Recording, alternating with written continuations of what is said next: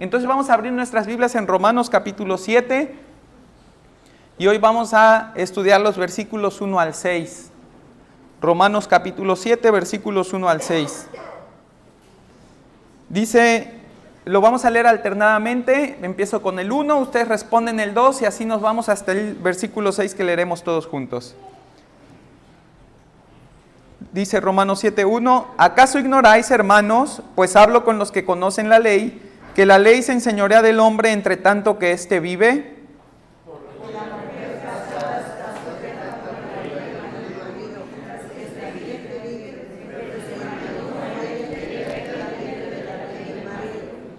Así que si en vida del marido se uniere a otro varón, será llamada adúltera. Pero si su marido muriere, es libre de esa ley, de tal manera que si se uniere a otro marido, no será adúltera.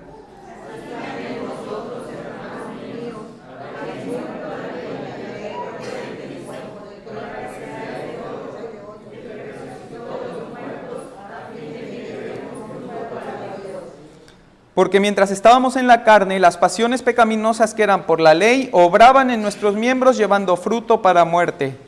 Pero ahora estamos libres de la ley por haber muerto para aquella en que estábamos sujetos, de modo que sirvamos bajo el régimen nuevo del Espíritu y no bajo el régimen viejo de la letra.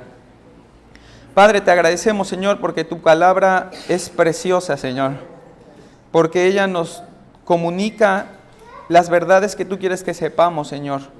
Una verdad que es suficiente para transformar nuestras vidas, Señor, y una verdad que es suficiente para guiarnos a tu voluntad y hacernos vivir dentro de ella, Señor. Gracias por este pasaje. Te ruego, Padre, que tú nos guíes al correcto entendimiento de él, Señor. Me declaro incompetente para hablar por mi cuenta y en mi carne, Señor, esta verdad. Solo a través de tu Santo Espíritu, Señor, de su guía y a través, Señor, de tu ayuda, es que puedo, Señor, transmitir este mensaje con el propósito de glorificarte a través de la edificación de tu iglesia, Señor.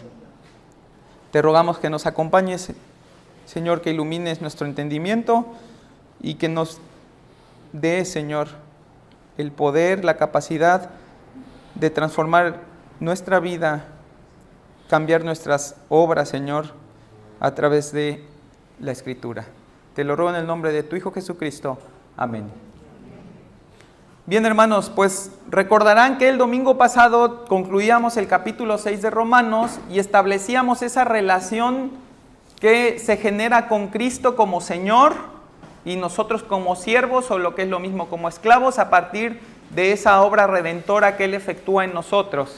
Y decíamos en ese momento que nuestra relación con el pecado cambia drásticamente, somos libres de él, ¿sí? Somos librados del pecado y somos puestos ahora, ¿sí?, bajo el yugo de Jesucristo, un yugo que veíamos y que Jesús mismo dijo en Mateo, ¿no? Un yugo que es fácil y ligero, ¿no?, pero que sigue siendo yugo, decíamos el domingo pasado, ¿no? Entonces, nuestra nueva vida y nuestra relación con el pecado ya no se sujeta a los términos del pecado, sino a los términos de nuestra servidumbre a Dios, donde nuestra lucha diaria es presentar nuestros miembros, quiere decir las partes de nuestro cuerpo, al servicio de Dios con la misma presteza, y esa era la exhortación que hacía Pablo. Dice, así como presentaban sus miembros, así como los usaban con toda esa agilidad y presteza para pecar, dice, ahora preséntenlos, ¿sí?, para servir a Dios, ¿no? Esa es la exhortación que hace Pablo en el capítulo 6, y finalmente termina el capítulo con Romanos 6:23, que dice, porque la paga del pecado es muerte, mas la dádiva de Dios es vida eterna en Cristo Jesús, Señor nuestro. Y fíjate qué importante es reconocer ese nombre con el que se le llama a Cristo en este versículo, en este último versículo del capítulo 6. Fíjate cómo dice, Cristo Jesús, Señor nuestro. Es un regalo de gracia que se sostiene en Cristo, que significa el ungido o el elegido de Dios, que se sostiene en Jesús, que significa el Salvador o el Mesías, y que se sostiene en ese Señor nuestro, que es nuestro amo o poseedor. Y sobre eso último, sobre ese concepto de posesión, ¿sí?, de que tiene un amo sobre alguien más, es que el capítulo 7 nos va a empezar a hablar ahora de una nueva relación que se transforma a partir de nuestra redención y una nueva dependencia que tenemos en Cristo, ¿sí? Fíjate cómo comienza el capítulo 7 de Romanos y dice: ¿acaso ignoráis? Hace de nuevo una pregunta, así como Pablo ha estado haciendo preguntas, ¿no? Ahora hace de nuevo una pregunta, dice: ¿acaso ignoráis, hermanos? Y hace un paréntesis: pues hablo con los que conocen la ley, que la ley se enseñorea del hombre, entre tanto que éste vive. Pablo está haciendo una pregunta, no una pregunta como las que nos tiene acostumbrados en el capítulo 6, ahora está haciendo una pregunta retórica. Y fíjate cómo dice: ¿acaso ignoráis, hermanos? Pablo se está dirigiendo a sus hermanos judíos de la iglesia de Roma. Por eso les dice: hablo con los que conocen la ley, porque el resto de la iglesia de Roma, que era gentil, no tenía el conocimiento de la ley que tenía la parte judía de esa iglesia. Entonces Pablo agarra y dice: ahora les voy a hablar a ustedes, porque a diferencia de los gentiles, los judíos tienen un conocimiento y por lo tanto una relación más estrecha con la ley que fue dada a Moisés. Y esa ley, cuando es malentendida, ¿sí?, se puede convertir en un yugo, ¿sí?, o en un señor que es totalmente distinto al señorío de Cristo. Y eso es lo que quiere atacar Pablo aquí, ¿sí? Un creyente romano no había sido preparado en la ley y por lo tanto su formación en el Evangelio de Jesucristo era hasta cierto punto menos complicada. No tenía con qué comparar los tratos de Dios. Por otro lado, el creyente judío desde pequeño, desde niño, se había sometido al aprendizaje de la ley de Dios en las sinagogas y de mano de los rabíes, ¿sí? Y se les había enseñado cómo tenían que vivir conforme a esa ley para cumplir de la forma en la que mejor pudieran esa ley de Dios, ¿no? Y lo que nosotros vimos y lo que hemos estado estudiando en todo este tiempo, desde que agarramos el libro de Hechos, que ya tiene como 2 años creo, es que nosotros veíamos cómo esa ley la había tomado el judío y en vez de hacerla como dice la Escritura, ese ayo, ese maestro que te lleva a Cristo, ellos le habían hecho el camino. En vez de que se convirtiera en la manera en la que ellos podían llegar al conocimiento del Salvador, ellos la habían convertido en el camino de la salvación. Y entonces Pablo tiene que atacar eso, Pablo tiene que luchar contra ese concepto de la ley que finalmente está dentro de la iglesia de Roma, porque muchos de los hermanos que están ahí fueron o llegaron ahí por el exilio que hubo en Jerusalén a partir de su conquista. Entonces, para los judíos el tema de ser liberados del pecado por la gracia y no por la ley era un concepto que chocaba con el sistema de sus creencias. Para el judío vivir sin pecado implicaba la práctica perfecta de la ley, no la ausencia de la ley o no la separación de la ley. Yo no puedo, ¿cómo me dices que viva sin pecado, pero que no tengo que seguir la ley? No tiene ningún sentido, porque la ley es la que me enseña cómo vivir de manera que a Dios le sea satisfactorio. Y lo que Pablo está diciendo es que no es por ley, sino por gracia. Entonces, por eso es que Pablo dice: vamos a hablar nosotros, hermanos. Les voy a escribir a ustedes, hermanos. Ustedes que tienen el conocimiento de la ley, así como yo lo tengo, ahora vamos a platicar de qué es lo que sucede con la ley. Entonces, no puedes decirle a un judío que viva una vida santa y quitarle la ley, porque es como decirle a un marinero que salga a pescar, pero sin barco. Van a decir: ¿cómo voy a salir a pescar? No tengo sobre qué ir. Es lo mismo lo que le está pasando al judío de este tiempo cuando tú le dices, ¿sí?, has sido librado de la ley. Ya no dependes de la ley para relacionarte con Dios. Eso es lo que está sucediendo aquí. Entonces, lo que Pablo nos ha explicado una y otra vez es que el hombre es incapaz moralmente de cumplir la ley bajo el estándar divino. No es que no pueda vivir por la ley, claro que puede vivirlo, pero lo va a vivir de una manera en la que no satisface plenamente el estándar divino de nuestro Señor. Y por lo tanto, Pablo también les va a hablar del despropósito de esa ley como medio para conciliar al hombre y a Dios. Les va a decir: la ley no es, y es lo que les ha estado diciendo a los romanos durante todo este tiempo. Entonces, lo que Pablo le va a decir aquí al judío es: no te puedes someter al señorío de la ley si ya tienes de Señor a Jesucristo. Y para eso va a utilizar una analogía, y va a usar la analogía del matrimonio. Prácticamente lo que Pablo les está diciendo es: no puedes tener 2 maridos. Porque la ley es un marido sobre el que te va a someter, ¿sí? Y estamos hablando de maridos en términos de lo más humanos posibles. No voltees a ver a tu marido cristiano. Esto no es de lo que está hablando el pasaje, del matrimonio del matrimonio en el hogar. No está tratando de explicar cómo es el matrimonio en el hogar. Está hablando de los términos humanos del matrimonio y de la ley, ¿sí? Entonces fíjate cómo Pablo les va a decir: o tienes de marido a la ley o tienes de marido a Jesucristo. No puedes tener a los dos, ¿sí? Así que, querido hermano, parece que este mensaje pudiera no tener tanta relevancia a nosotros como audiencia, porque no somos de esos hermanos judíos que han sido adoctrinados en la ley de Dios, en la Torá, ¿no? En ese Pentateuco que les fue dado a través de la mano de Moisés, ¿no?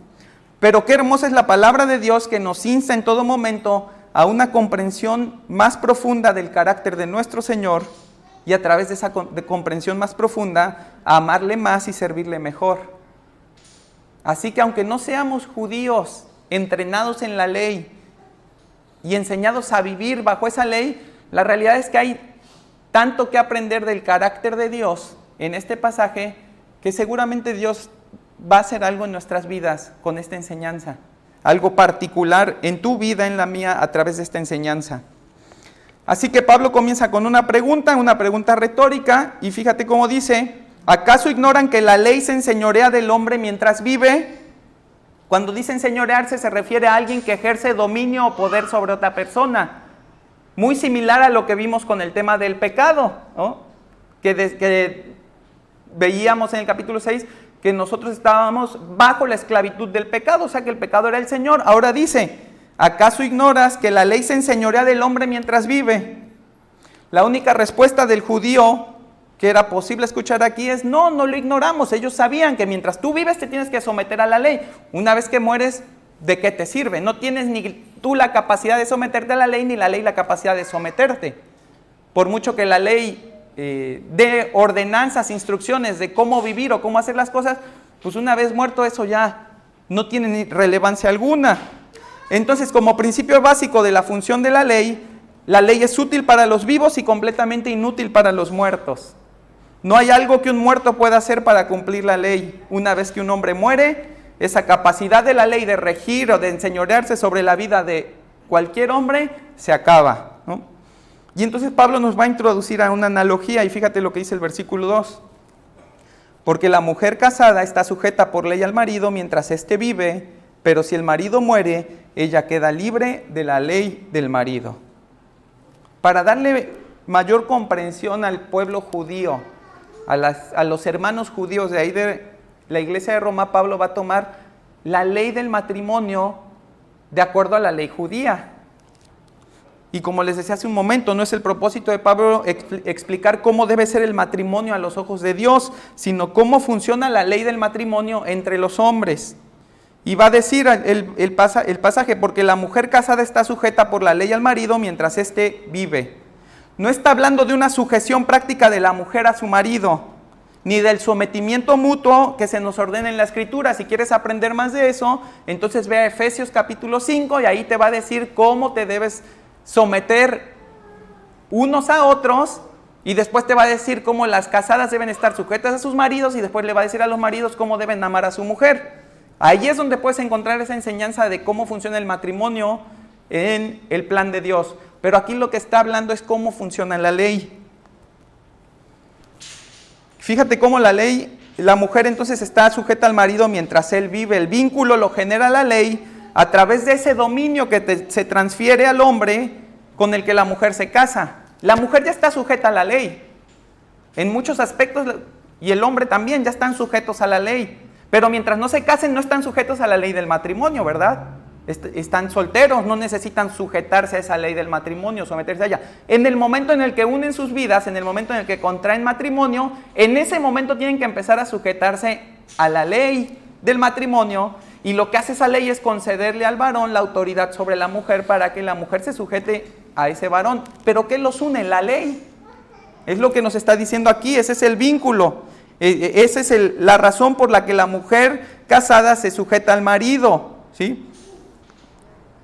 recuerda, estamos hablando de vínculo. Cuando tú oigas, y es una cosa que choca con lo que nosotros tenemos, cuando tú oigas que se sujeta, no pienses en esa voluntad amorosa de sujetarte a tu marido cuando él te dice que hay que darle prioridad a una cosa sobre otra. No está hablando de eso, está hablando de sujeción en términos de estar encadenados, tener un vínculo, estar ligados, ¿sí? Esa es la sujeción de la que está hablando este pasaje, ¿sí? No una sujeción que se expresa en obediencia, ¿no? Y que después vamos a ver en Efesios que dice que debe de ser mutua, ¿sí? Sino una sujeción que se expresa en yo soy tuyo, tú eres mío, que es como dice Cantares, ¿no? Yo soy tuyo, tú eres mío. Esa es la ley del matrimonio. Entonces el vínculo que genera la ley a través de su dominio se transfiere al hombre con el que la mujer se casó y por lo tanto queda cautiva a él, así como lo es a la ley que se enseñorea sobre ellos.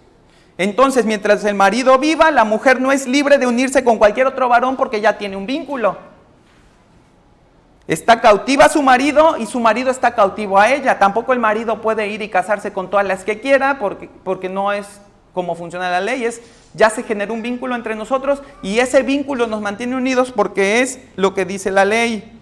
Ahora ese vínculo cambia cuando alguno de los dos muere. Fíjate que dice, pero si el marido muere, ella queda libre de la ley del marido.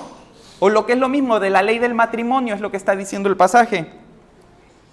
Si por alguna razón él o ella mueren, la ley ya no puede aplicarse sobre aquel que murió, y si la ley afecta a las dos personas, porque es la ley del matrimonio, entonces también afecta al que está vivo.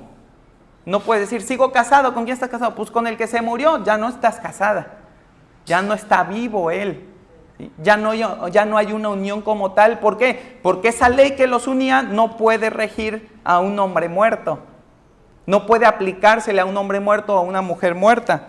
Entonces, no se puede hacer cumplir la unión matrimonial a un solo cónyuge cuando el otro ya no vive. Así que el que sobrevive es libre de ese matrimonio y por lo tanto susceptible de establecer uno nuevo. Pero va a seguir Pablo explicando. Acuérdate que esta es una analogía, no es una enseñanza sobre el matrimonio. Va a seguir Pablo explicando cómo funciona la ley del matrimonio. Versículo 3. Así que si en vida del marido se uniere a otro varón, será llamada adúltera.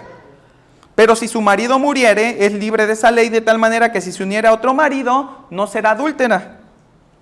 En esos términos que dicta la ley condena dicha unión, es la unión de una mujer casada con cualquier otro hombre. ¿Y cuál es esa condenación? Que se llama la mujer adúltera. Lo mismo sería si lo hiciera el hombre. Solo que aquí está tomando, y recuerda que en el contexto en el que se estaba explicando esto, ¿sí? El hombre ejerce un rol dominante, no solamente sobre su hogar, sino sobre la sociedad. Acuérdate que las mujeres en aquel tiempo, cuando hacían los censos y cuando decían alimentaron a 5,000, ni siquiera eran contadas, decía más mujeres y niños, para que te des una idea, ¿no? Entonces por eso es que está tomando como ejemplo a la mujer que peca y que adultera en contra de su marido, pero sería lo mismo si lo hiciera el hombre, sería también adúltero, no es que el hombre no lo sea, ¿no?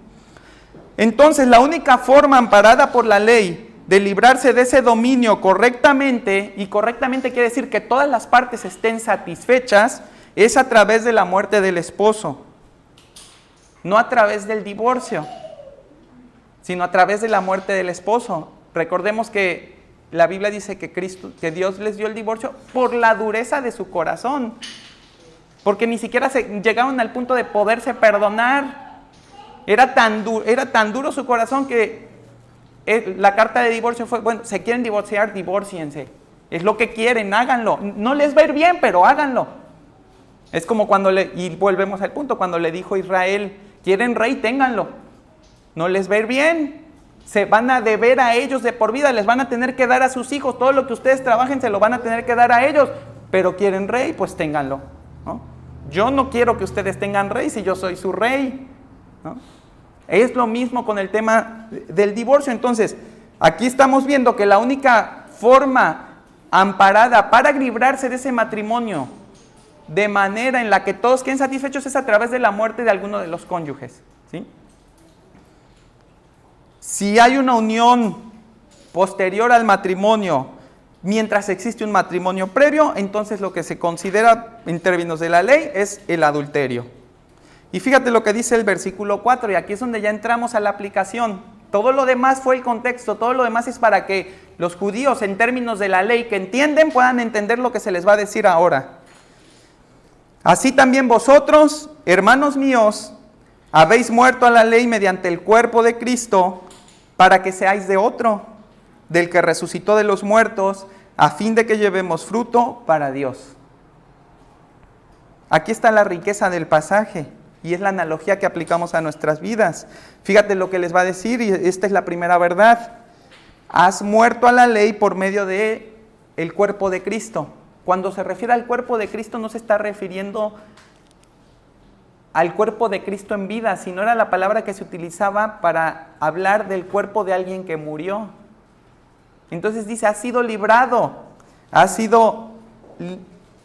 muerto a la ley por medio del sacrificio de Cristo que murió por ti y con el cual te identificas, y es lo que nos ha estado diciendo Pablo en Romanos en todos los versículos anteriores, cuando nos habla del bautismo, que fuimos crucificados, que fuimos muertos con Él y resucitados con Él, ¿no?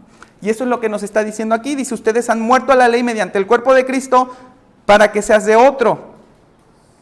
Entonces el sacrificio de Cristo no nos liberó únicamente del dominio del pecado, que fue lo que vimos el domingo pasado, sino que además nos liberó del dominio de la ley.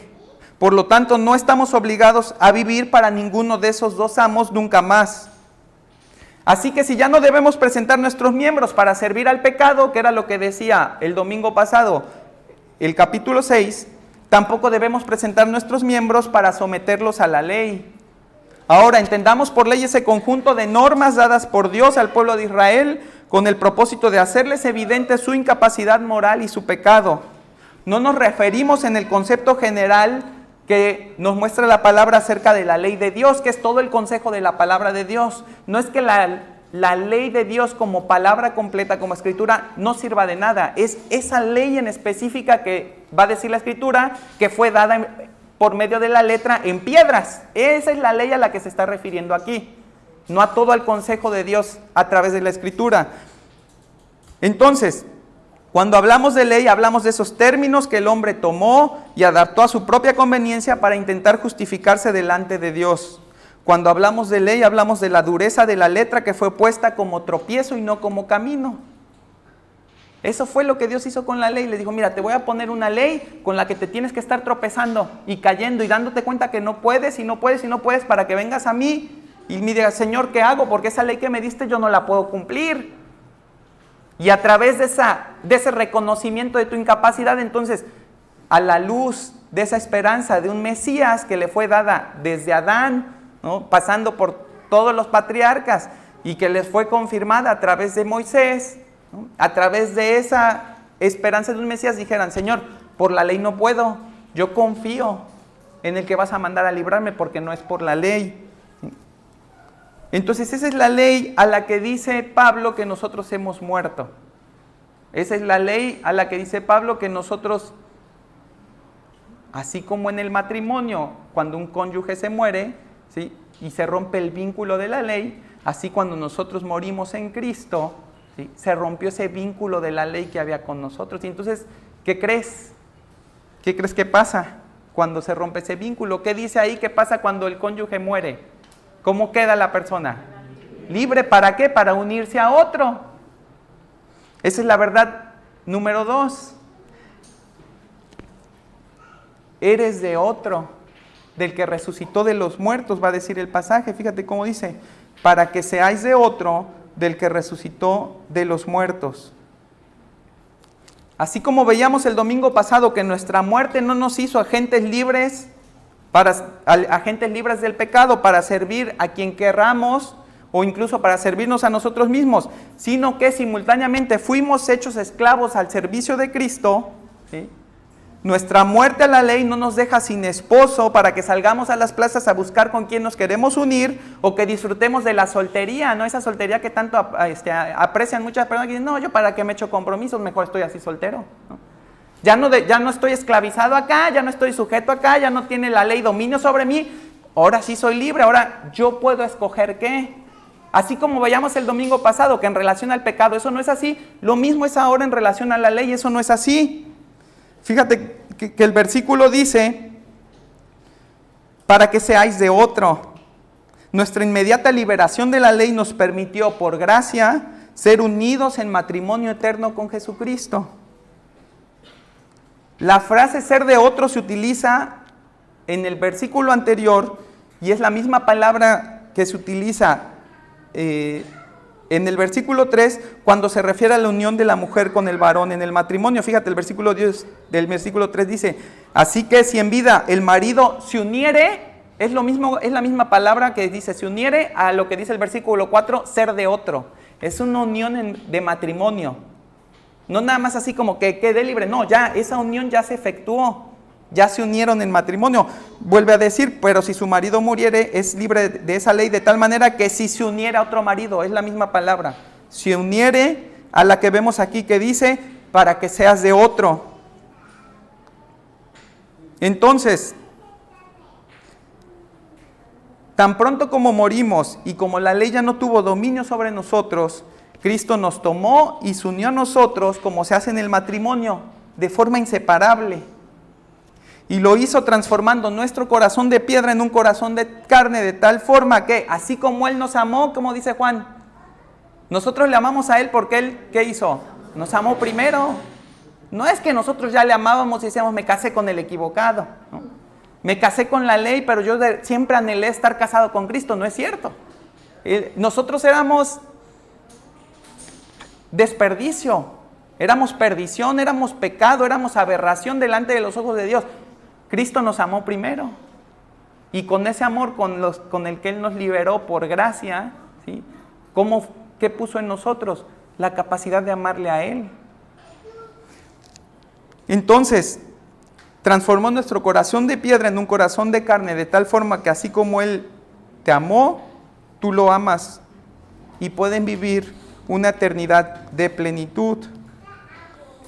Fíjate qué hermosa es la analogía. No se trata del matrimonio así, de a ver cómo nos arreglamos entre hombres y mujeres. Se trata de cómo operó la gracia de Dios nuestra libertad. El domingo anterior en relación al pecado y este domingo en relación a la ley. No hay una ley escrita que nosotros tengamos que vivir para poder acercarnos a Dios, para poder conciliarnos con Dios. Lo que sí hay es una obra redentora hecha por Jesucristo en la cual Él dijo, no es por la ley, es por mí. No es por tus obras, porque tú nunca vas a poder cumplir suficiente de la ley. Es más, vas a terminar debiendo más de lo que acumulas a tu beneficio. No es por eso, es por mí. Y entonces, como tú, por la fe, ¿sí? Por esa fe que vemos que justifica, por esa fe que vemos que obra en nosotros para nueva vida, como tú por la fe creíste en mí y moriste conmigo, entonces ya te desligaste de la ley. Ya no tienes ninguna relación con ella. Pero ¿qué crees? Te ligaste a mí y yo sí te puedo llevar a la presencia de Dios. Yo sí te puedo librar de todas esas reglas escritas que no vas a poder cumplir, pero no librarlas para que no las hagas. Librarlas para que vivas en la justicia y en la voluntad de Dios de una manera genuina. Entonces fíjate qué hermosa analogía, que hemos sido desposados por Cristo y en Dios ha sido puesto en nuestros corazones su amor, de tal forma que no estamos en una unión de la que querramos huir o en una relación tóxica con la ley, ¿no? Sino más bien estamos en una relación que queremos que dure para siempre. Y Dios, que es bueno, Dios que es misericordioso, ha permitido que esa unión sea eterna e inseparable. ¿Por qué digo que ha permitido que sea eterna e inseparable? ¿Recuerdas que es lo único que podía terminar con una relación matrimonial en términos de la ley? ¿Qué es? La muerte. Pues, ¿qué crees? En esta nueva relación que tenemos con Cristo, gracias no solo a su muerte, sino a su resurrección, Él está vivo por la eternidad y nosotros estaremos vivos por la eternidad. No hay forma de que nos desliguemos de este matrimonio. No hay forma de que nos desliguemos de esta verdad. Él está vivo por siempre y nosotros por fe estaremos vivos por siempre. Ninguno de los dos tiene que morir. Ya no hay manera en la que se pueda romper esta unión. Y en eso podemos confiar, en que no hay manera en la que se rompa esta unión. Es tan cierto que le pertenecemos y tan seguro que vamos a estar con Él, porque ni Él va a morir ni nosotros vamos a morir si es que hemos depositado nuestra confianza, ¿sí?, plena en Él, con un corazón arrepentido, reconociendo su pecado y reconociendo su justicia, y que mi pecado merece castigo, pero su justicia me puede evitar ese castigo. Entonces fíjate cómo somos unidos con ese otro, y ese otro, fíjate qué bonito es cuando dice, del que resucitó de los muertos.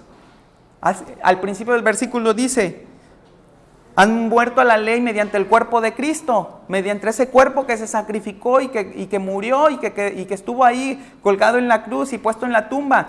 Pero fíjate que ahora cuando habla de nuestra unión con Él, dice, para que seáis de otro, del que resucitó de los muertos.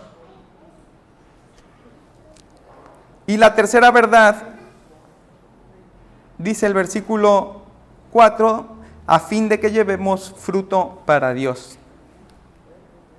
Bajo el dominio de la ley, cualquier obra hecha en nuestras fuerzas no podía complacer a Dios. Fíjate lo que dice Gálatas 3:10, porque todos los que dependen de las obras de la ley están bajo maldición, pues escrito está, maldito todo aquel que no permaneciere en todas las cosas escritas en el libro de la ley para hacerlas. Bajo el dominio de Cristo somos habilitados para llevar fruto para Dios. Y eso no es cualquier cosa. Esa es una responsabilidad seria.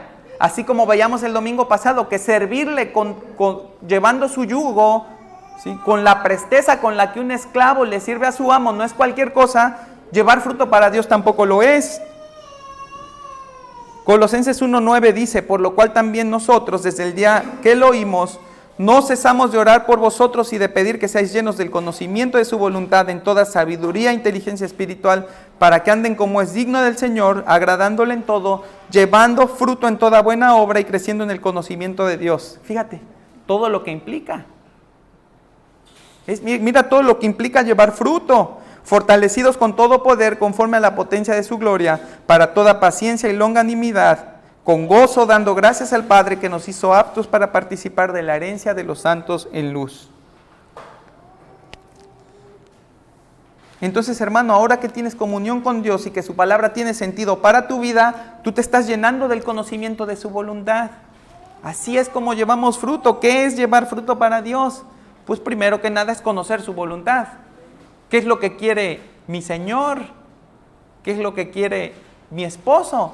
¿No? Nos pasa en casa de repente cuando hacemos a lo mejor los huevos más fríos de lo que les gusta al marido, ¿no? Y dice, pues sí se lo comió, pero no le gustó, no le complació cómo quedó el desayuno, ¿no?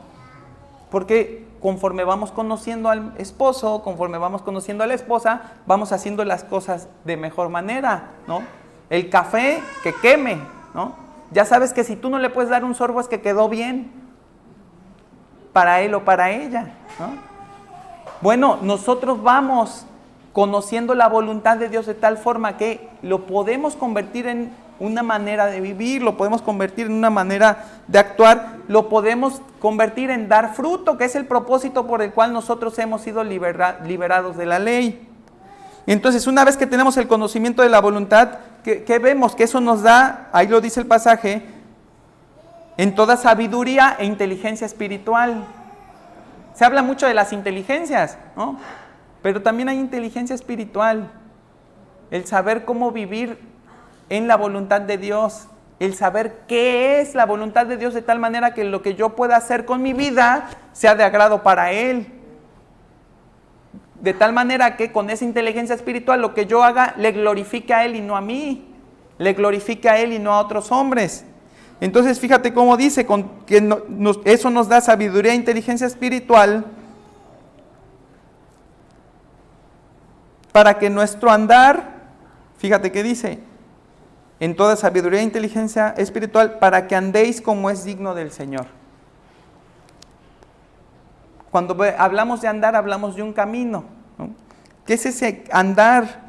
Es decir, que nuestras decisiones sean dignas del Señor y que le agrademos en todo. Y esas decisiones, al convertirse en acciones, sean las buenas obras que le ofrezcamos a Dios como fruto, como rédito de la obra que Él ha hecho por nosotros. Esas son las buenas obras. Es el conocer a nuestro Señor tanto, el conocerle tan bien, que sepamos cuando damos un paso que estamos caminando en su voluntad, y no en nuestra voluntad, no en la voluntad de la iglesia, no en la voluntad del pastor, no en la voluntad de mis papás, no en la voluntad de los hijos, que estoy caminando en su voluntad. Y que dado que estoy caminando en esa voluntad, yo puedo estar seguro de que estoy andando en su camino, y entonces cualquier cosa que haga en su voluntad, ¿qué crees que va a hacer? Va a ser fruto. Porque no vas a estar andando en tu camino, vas a estar andando en el de Él. De repente pensamos que dar fruto son cosas tan complicadas que no cualquiera lo puede lograr. No, dar fruto es vivir dentro de la voluntad de Dios. Cualquier cosa que tú hagas viviendo dentro de la voluntad de Dios, da fruto. Es rédito para Dios. Dios lo ve y dice, mira, está viviendo en mi voluntad. ¿Qué hizo? ¿Ayudó a un hermano? Pues lo ayudó conforme a mi voluntad. ¿Qué hizo? ¿Tuvo que ejercer disciplina en casa con un hijo? Pues lo hizo conforme a mi voluntad, porque está viviendo en mi voluntad. ¿Qué hizo? ¿Se fue de vacaciones? Pues lo está haciendo dentro de mi voluntad. No hay ningún problema que vaya de vacaciones porque lo está haciendo en mi voluntad. ¿Cambió de trabajo? Lo hizo en mi voluntad. Está dando fruto. El problema es cuando queremos hacer todo eso y queremos que parezca que estamos haciendo la voluntad de Dios, pero andamos en nuestros caminos. Y ahí cualquier cosa que hagas no da fruto. No importa qué tan bien parezca, no importa qué tan bueno parezca el resultado que va a dar, los mismos ejemplos, ¿no? Cambiar de trabajo, ejercer disciplina en casa con los hijos, ayudar a algún hermano. Si no lo estás haciendo dentro de la voluntad de Dios, pues no estás dando fruto. Estás haciendo tu voluntad y te podemos tener la certeza de que todo lo que hacemos conforme a nuestra voluntad es pecado. A eso se refiere el pasaje cuando dice que hemos sido hechos y unidos a Él como esposos, de tal manera que podemos dar fruto, de tal manera que podemos vivir una vida de justicia, una vida de buenas obras, porque estamos andando en su voluntad. Entonces, hermano, no puedes comprar tu salvación con buenas obras, pero sí puedes ofrecer cada día tributo y gloria a Dios por las buenas obras que haces en tu vida. Y eso es lo que nos está diciendo Pablo que hagamos aquí. No te está diciendo gánate tu salvación. No te está diciendo cumple la ley de tal forma que pueda serle agradable a Dios. No, está diciendo una vez que ya Cristo te hizo acepto en Él, delante de Dios, ahora da el fruto que debes dar. Y ahorita nos va a decir cuál era el contraste, dice el versículo 5. Porque mientras estábamos en la carne, las pasiones pecaminosas que eran por la ley, obraban en nuestros miembros, llevando fruto para muerte. Esa era la condición anterior. Ese es el contraste. Yo espero que sea la condición anterior de todos, ¿no? Probablemente haya alguien aquí que sea su condición actual y el llamado de Dios, la voluntad de Dios es que no vivas, ¿sí? No vivas así. No vivas dando fruto para muerte. Entonces, recordemos que la ley vino a impulsar la práctica pecaminosa en el hombre en vez de detenerla, porque no era el propósito de Dios que la ley hiciera que el hombre se supiera comportar. Y lo vimos en Romanos 6:20, dice, pero la ley se introdujo para que el pecado abundase. Ese era el propósito de la ley, que abundara el pecado. Ahora, esa práctica no fue algo que el hombre rechazara. No fue como que, oye, hay ley, estoy pecando más y oh, cuánto lo odio, eso, cuánto me gusta, ¿no?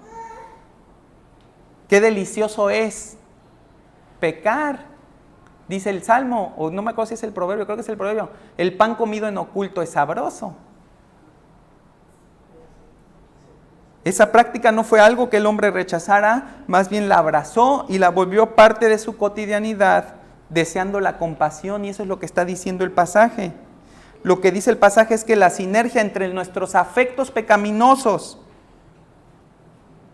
y la ley, esa ley que impulsa a que el hombre peque más, ¿sí? Dice, obraban en nuestros miembros llevando fruto para muerte. La palabra obraban es una palabra griega que se dice energeo. ¿A qué te suena energeo? A energía, ¿no? Lo que está diciendo aquí es que esa sinergia entre los afectos pecaminosos y la ley energizaban nuestros miembros. ¿Para qué? llevando fruto para muerte. Nos hacía pecar más. Es lo que está diciendo, que nuestros propios deseos de pecar, más la ley, ¿sí? Lo que nos hacían era que quisiéramos pecar más, que pecáramos más.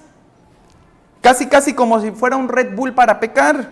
La combinación de nuestros afectos y la ley proveían de la energía necesaria a nuestros miembros para dar el fruto debido a los que se sujetan a la ley. ¿Cuál era el resultado de ese fruto? La muerte. Ahora, fíjate qué interesante, porque hablábamos el domingo pasado también de la consecuencia de vivir esclavizados al pecado. ¿Cuál era? La muerte, ¿verdad? Ahora, fíjate lo interesante.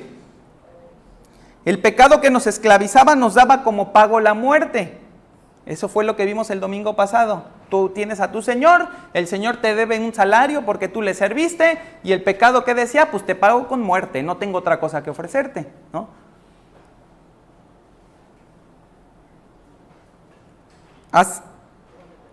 ¿Qué sucede ahora con la ley? ¿Qué sucede ahora con la ley? Fíjate cómo la ley que nos domina nos hace ahora nosotros producir fruto para muerte. Ya no es un pago. Fíjate lo que está diciendo ahí. Dice que nosotros damos el fruto. Nosotros producimos. ¿Qué producimos? Muerte. Así que somos tan culpables de muerte por causa del pecado introducido por Adán, como por causa del pecado cometido por nosotros mismos. Eso es lo que Pablo nos está enseñando aquí. Eres tan culpable porque Adán pecó y Adán te transmitió su naturaleza pecaminosa, porque por él entró al pecado al mundo, y aunque tú no quieras, tú estás contenido en Adán, tú estás representado por Adán, y por lo tanto su pecado te pertenece a ti, y tú delante de Dios eres culpable. Eres tan culpable de eso como lo eres de cometer tus propios pecados a través de esos afectos que tú tienes, ese deseo que tienes de pecar, ese deseo insaciable de seguir haciendo lo malo, porque lo malo te genera placer, y aunque sea por un corto tiempo, pero ese placer es adictivo. Y entonces dice, eres tan culpable por el efecto del pecado en ti como por tu propio pecado y lo que produces a través de ese pecado. Así que por lo que el pecado es en ti, tu fruto o tu fin es muerte, como lo que tú haces con el pecado, tu fin es muerte. Eso es lo que le está diciendo Pablo a sus hermanos judíos. Les está diciendo, pues los de allá también mueren y los de acá también mueren, porque la ley no estuvo nunca pensada para que vivieran, sino para que a través de ella abundara el pecado. Así que de víctimas y de inocentes no tenemos nada. Somos tan culpables por el pecado de Adán como culpables por nuestro propio pecado. Tan culpables que necesitamos con urgencia de un Salvador que nos haga verdaderamente libres, pero que además nos mantenga en libertad. Y por eso es tan importante que una vez que Jesús nos libera del pecado, una vez que nos libera de la ley, nos haga dependientes de Él y nos haga sujetos a Él. ¿Por qué? Porque si nos dejara libres, ¿a dónde crees que vamos a regresar? A lo anterior. Por eso es tan indispensable entender la doctrina del señorío de Cristo y de entender esa analogía del matrimonio en la cual nosotros, si nos desposamos de la ley porque morimos a la ley, yo soy el cónyuge que se murió y por lo tanto ya estoy libre de la ley, pero ¿qué crees? Resucité. Y no resucité libre para ver si me caso con Cristo, ya resucité unido con Cristo. Y ahí es donde está nuestra confianza y nuestra fortaleza. No solamente para alejarnos del pecado, que era lo que veíamos el domingo pasado, sino para que ahora alejados, ¿qué hagamos? Produzcamos fruto. Fruto para Dios. Ese es el poder completo de la gracia. No solo nos saca de donde estábamos, sino que nos mantiene en donde estamos ahora, para que en el futuro estemos donde deben estar los que le pertenecen a Cristo. Fíjate cómo dice 2 de Corintios, capítulo 3. Dice, y tal confianza tenemos mediante Cristo para con Dios. No que seamos competentes por nosotros mismos para pensar algo como de nosotros mismos, sino que nuestra competencia proviene de Dios, el cual asimismo nos hizo ministros competentes de un nuevo pacto, no de la letra, sino del Espíritu. Porque la letra mata, pero el Espíritu vivifica. A eso se refiere este pasaje. La letra mata, ¿por qué? Porque si tú vives siguiendo todo lo que dice la Escritura, sin estar en Cristo, lo único que va a hacer es que te vas a matar. Estás acumulando fruto para tu muerte. Estás dando el fruto debido de tu propia justicia. A eso es lo que dice la letra, eso es lo que significa la letra mata, no que no estudies la Biblia, apréndetela. Apréndete todo lo que puedas de ella, pero vívela por la confianza que tienes en Cristo, no por la confianza que tienes en ti para hacer todo lo que dice el libro. Y fíjate lo que dice el 7, y si el ministerio de muerte grabado con letra en piedras fue con gloria, tanto que los hijos de Israel no pudieron fijar la vista en el rostro de Moisés a causa de la gloria de su rostro, la cual había de perecer, o sea, la cual era pasajera, no se le iba a quedar a Moisés esa gloria para siempre y no lo iban a poder ver nunca más, ¿no? Fue pasajera esa gloria, ¿no? ¿Cómo no será más bien con gloria el ministerio del Espíritu? Porque si el ministerio de condenación fue con gloria, mucho más abundará en gloria el ministerio de justificación, porque aún lo que fue glorioso no es glorioso en este respecto en comparación con la gloria más eminente. Porque si lo que perece tuvo gloria, mucho más glorioso será lo que permanece. Fíjate lo que está diciendo. Aún dentro de todo, la ley que condenó al hombre fue parte del propósito de Dios. La ley fue dada por Dios. No hay un error de parte de Dios en dar una ley que iba a condenar al hombre, porque el propósito de Dios no era que el hombre agarrara esa ley y dijera, por ti voy a vivir, oh ley, y por ti seré salvo. Ese no era el propósito de Dios. Entonces, en cierto sentido, esa ley tenía su gloria, porque tenía un propósito de parte de Dios, que era que el hombre se diera cuenta, como decía hace un momento, de cuán pecador era. Pero esto es todavía más glorioso. Fíjate cómo dice el 12, así que teniendo tal esperanza usamos de mucha franqueza, y no como Moisés, que ponía un velo sobre su rostro para que los hijos de Israel no fijaran la vista en el fin de aquello que había de ser abolido. Pero el entendimiento de ellos se embotó, porque hasta el día de hoy, cuando leen el antiguo pacto, les queda el mismo velo no descubierto, el cual por Cristo es quitado. Y aún hasta el día de hoy, cuando se lee a Moisés, el velo está puesto sobre el corazón de ellos. Pero fíjate que dice el 16, pero cuando se conviertan al Señor, el velo se quitará. Porque el Señor es espíritu, y donde está el espíritu del Señor, allí hay libertad. Por tanto, nosotros todos, mirando a cara descubierta como en un espejo, la gloria del Señor, somos transformados de gloria en gloria en la misma imagen como por el Espíritu del Señor. Fíjate cómo hemos sido librados de esa ley y hemos sido puestos en la gracia, una gracia que nos coloca en una posición que nadie más en la Escritura, ningún otro creyente en la Escritura, antes de la manifestación de Cristo, de su encarnación, de su muerte y su resurrección, había podido apreciar. Nosotros podemos ver, y no solo ver, sino disfrutar de una manera la presencia del Señor que los hombres de la antigüedad no pudieron hacerlo. Fíjate qué bello es poder mirar la gloria de Cristo a cara descubierta y ser transformados en su imagen, porque lo tenemos como nuestro amo y como nuestra ley. Qué belleza es poder vivir en la ley de Dios, no por la dureza de la letra, esa letra puesta en tablas de piedra que es imposible de cumplir, sino por la abundancia de la gracia que nos energiza para dar fruto para Dios. Esa misma palabra energeo es utilizada en varios pasajes de la Escritura, por ejemplo en Corintios, para decir que Dios energiza a su iglesia para ser edificada a través de la diversidad de dones y operaciones.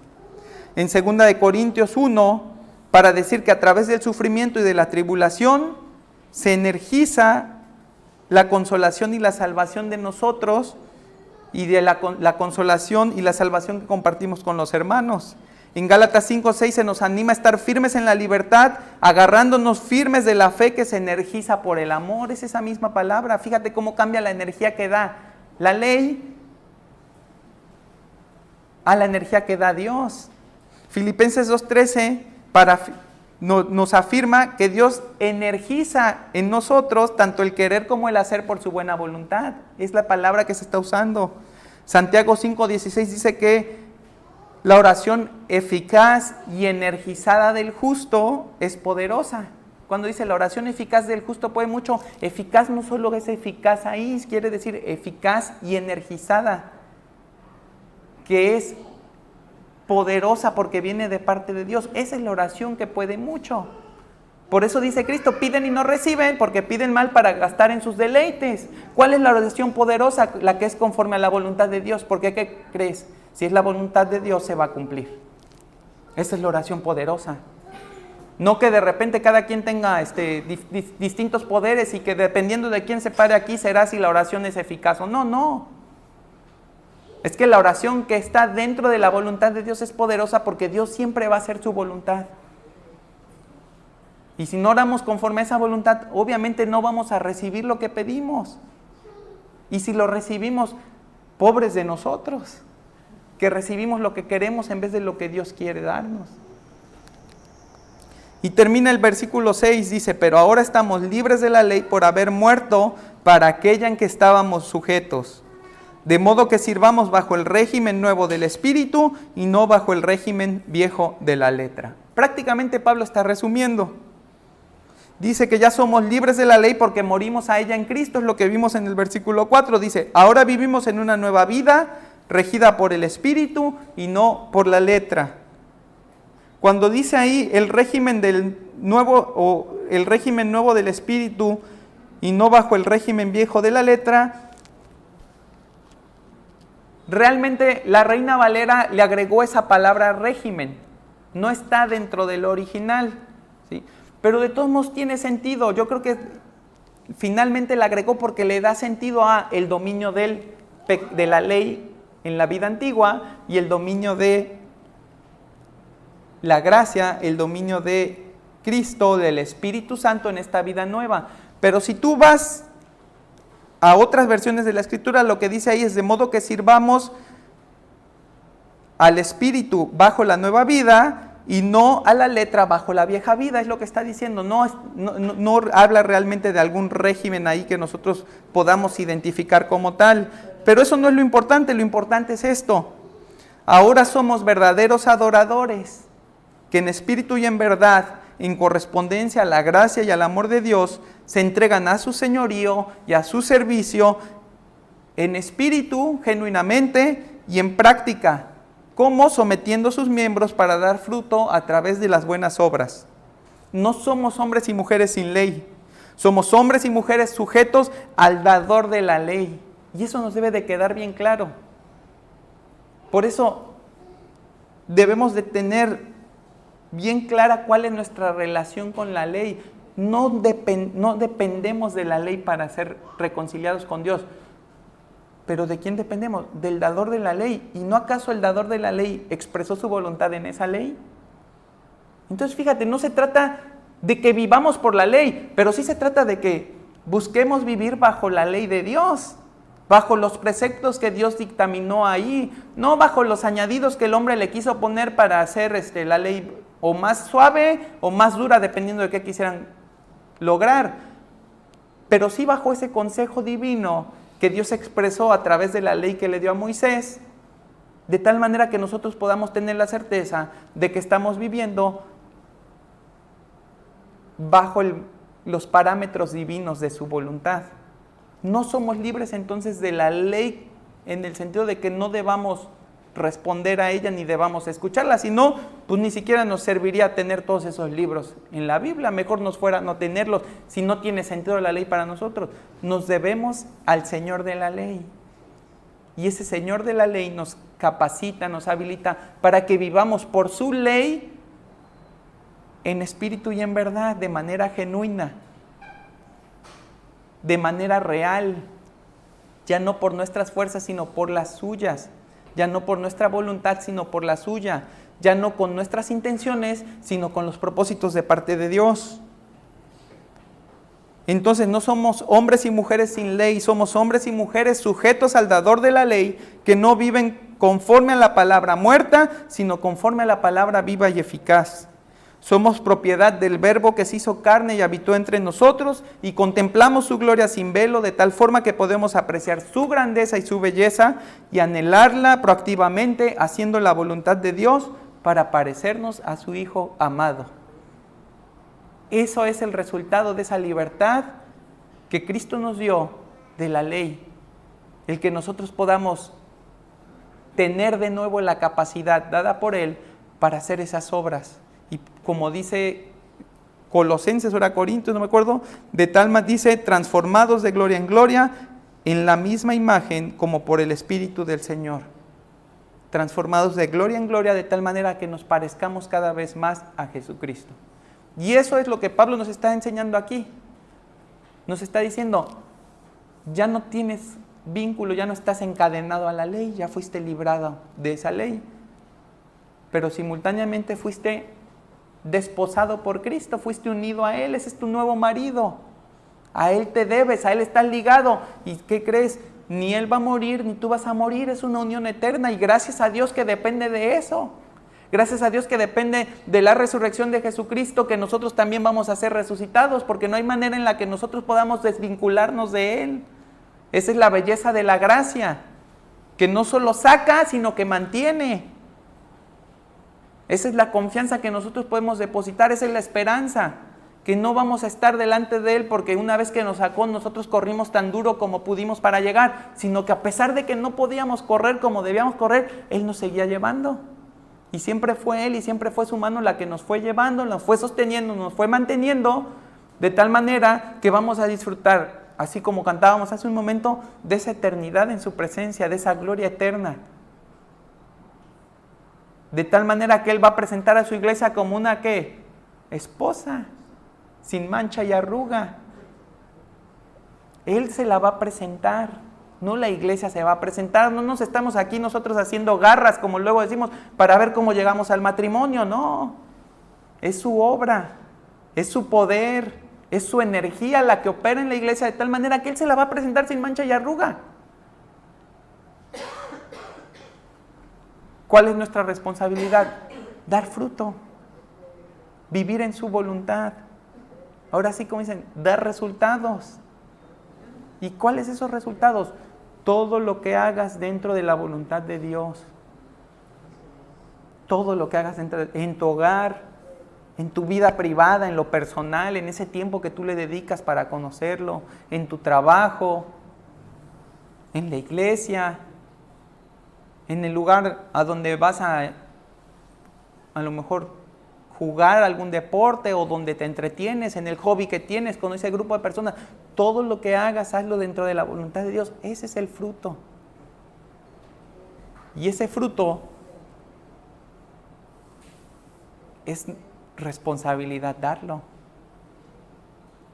¿Qué dice Jesús de todo aquel que no lleva fruto? ¿Recuerdas? ¿Por qué crees? ¿Cuál es la condición para que alguien no pueda dar fruto? Pues no ha nacido de nuevo. No es gente que se regeneró, que tuvo una nueva vida y que por más que le intentan no le sale fruto. No, porque el fruto no depende de ti, depende de Él. Los únicos que no pueden dar fruto son los que no han nacido de nuevo, pero tristemente los hay aquí también dentro de las iglesias.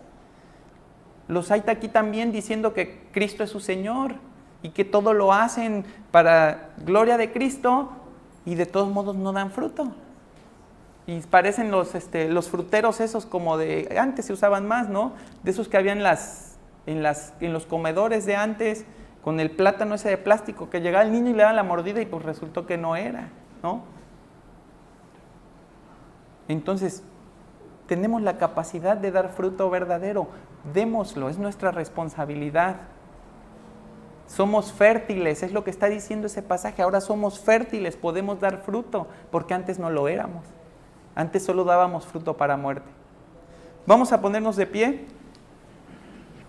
Padre, te agradecemos por lo que tú has hecho por nosotros, Señor. Una obra que es completísima, Señor. Nada falta de parte tuya.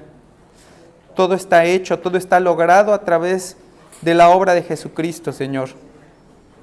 Todo está logrado a través de su muerte y de su resurrección, Señor. Todo está logrado a través de su vida de justicia, de su vida sin pecado, Padre. De tal manera que hoy nosotros podemos confiar en que hemos sido liberados del pecado para no servirle más a través de nuestros miembros, a través de nuestro cuerpo.